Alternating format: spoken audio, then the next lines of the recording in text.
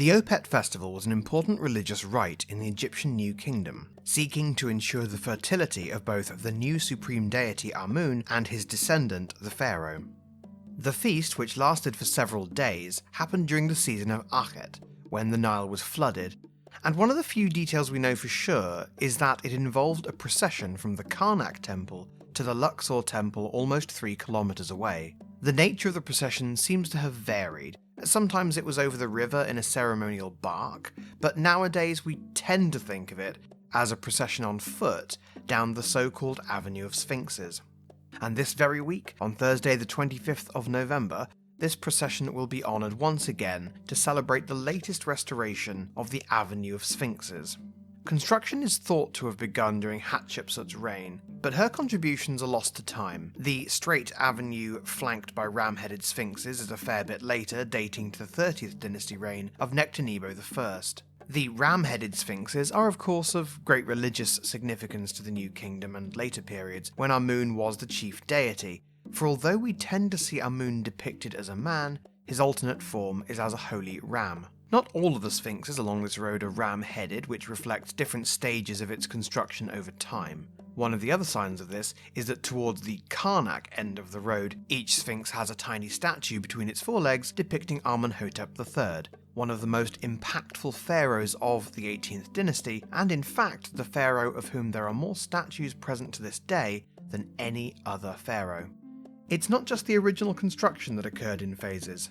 Though the first parts of the avenue were discovered in the late 1950s, CE in case that isn't clear, it's taken decades for the site to be excavated and restored in full.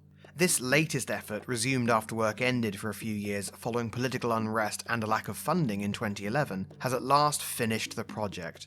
The overall cost has been 600 million Egyptian pounds, which is a little shy of 40 million US dollars, and a good chunk of that was the government compensating the owners of buildings that were in the way of the project and were consequently removed. These buildings had a lot of importance to the locals and to Egyptian history, so it was a controversial move to say the least. Commercial buildings were knocked down, but so too were homes and places of worship, including centuries-old mosques and Christian churches. It is sadly not uncommon in Egypt for ancient heritage to take centre stage over both more recent history and the ongoing needs of the local community, all in the name of tourism.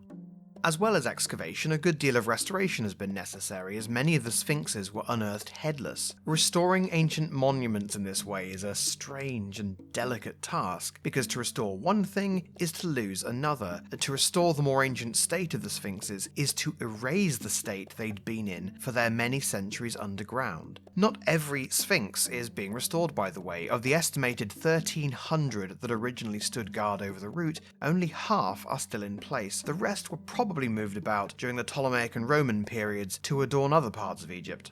The end result of all this work is no less than the largest intact ancient site in the world, and one of the most impressive open-air museums you could hope to imagine. Luxor and Karnak are linchpins of Egyptian tourism as it is, and with 1 in 10 Egyptians employed in the tourism sector, it's hoped that a post-COVID revival will be a boon to the economy as well as reawaken interest in archaeological and restoration projects in general.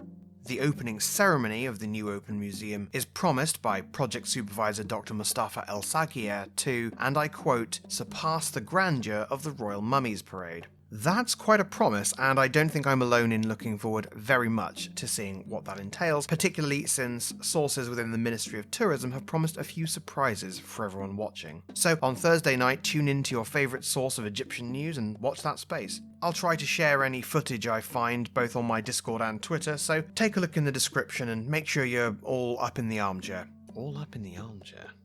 Much like Egypt, I'm not done with Luxor just yet. Next week, I'll talk about the bit of iconic architecture at the heart of the Opet Festival and explain how it's the oldest building in the entire world to still see everyday use. Thanks for watching, and thanks to everyone who's been helping me stretch closer to 1,000 subscribers by the end of January. The world won't end if I don't make that goal, but I've got a very special project that will be published at the end of January, and I want as many people to enjoy it as possible. The stalwart ram-headed guardians who solemnly watch over my procession to divinity are my backers at patreon.com/armchairegypt, who, as always, have my gratitude and love. Until next time, my fellow armchair Egyptologists, Life, prosperity, and health to you all. Thanks for watching. Head over to my channel for more, or click here to see what the YouTube demons think you should watch next. I hope you'll consider subscribing. If you'd like to support and collaborate on the channel with me, go to patreon.com/armchairegypt. You can also join my Discord community, there's an invite link in the description.